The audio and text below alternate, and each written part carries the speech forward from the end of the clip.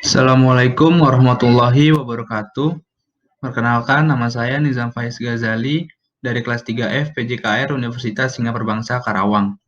Di sini saya akan mempresentasikan atau menjelaskan kepada kalian semua, yaitu tentang teori daerah latihan dan aktivitas fisik.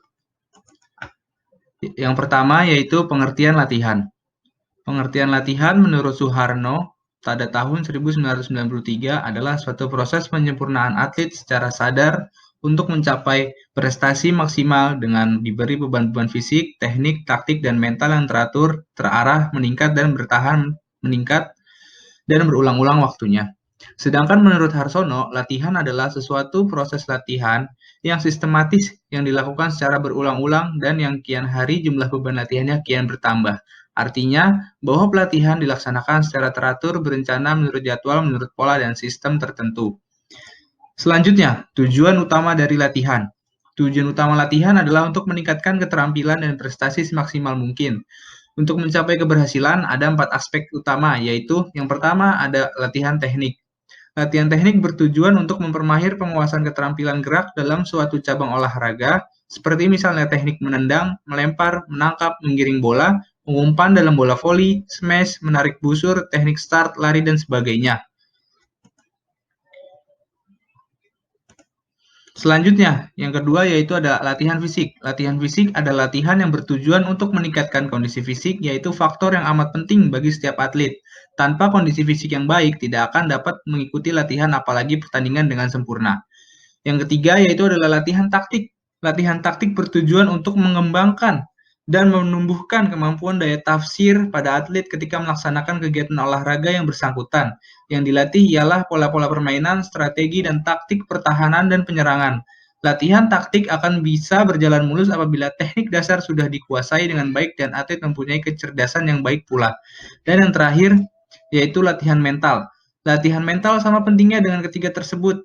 Sebab betapa sempurna perkembangan fisik, teknik, dan taktik atlet apabila mentalnya tidak dapat berkembang, prestasi tinggi tidak mungkin akan dapat dicapai. Nah, jadi perkembangan latihan mental ini juga sangat penting. Selanjutnya yaitu pengertian aktivitas fisik. Aktivitas fisik adalah setiap gerakan tubuh yang dihasilkan oleh otot rangka yang memerlukan pengeluaran energi. Aktivitas fisik yang tidak ada atau kurangnya aktivitas fisik merupakan faktor resiko independen untuk penyakit kronis dan secara keseluruhan diperkirakan menyebabkan kematian secara global. Selanjutnya yaitu ada macam-macam aktivitas fisik. Nah, di sini saya mengambil contoh aktivitas fisiknya yaitu sehari-hari yang kita lakukan di rumah. Yang pertama yaitu mencuci baju. Mencuci baju itu biasanya kalori yang dikeluarkan itu 3,56 kalori per menit. Yang kedua ada mengemudi mobil dengan mengeluarkan kalori 2,80, sedangkan mengecat rumah yang mengeluarkan kalori 3,50, sedangkan potong kayu yang mengeluarkan kalori 3,80. Yang kelima, menyapu rumah dengan kalori yang dikeluarkan 3,90, sedangkan jalan kaki 3,5 mil per jam yaitu mengeluarkan kalori 5,60 sampai 7 kalori per menit. Yang ketujuh mengajar yaitu mengeluarkan kalori 1,70. Yang kedelapan membersihkan jendela yaitu mengeluarkan kalori sebesar 3,70. Yang kesembilan berkebun yaitu mengeluarkan kalori 5,60 per menit, dan yang terakhir menyetrika yaitu mengeluarkan kalori 4,20 per menit.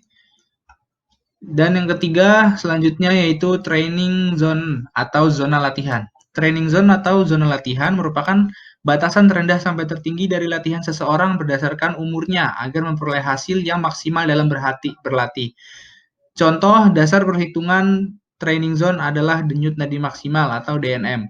Contohnya tuh DNM misal 220 dikurang usia. Contohnya misal usia 21 tahun. 220 dikurang 21 sama dengan 199 per menit. Training zone-nya minimal 60% dari 199 adalah 199,4 per menit. Maksimal 90% dari 199 adalah 179 per 1 menit.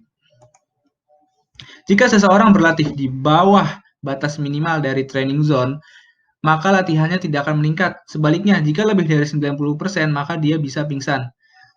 Denyut nadi basal adalah denyut nadi yang dihitung bangun tidur tetapi tidak mimpi, tidak turun dari tempat tidur.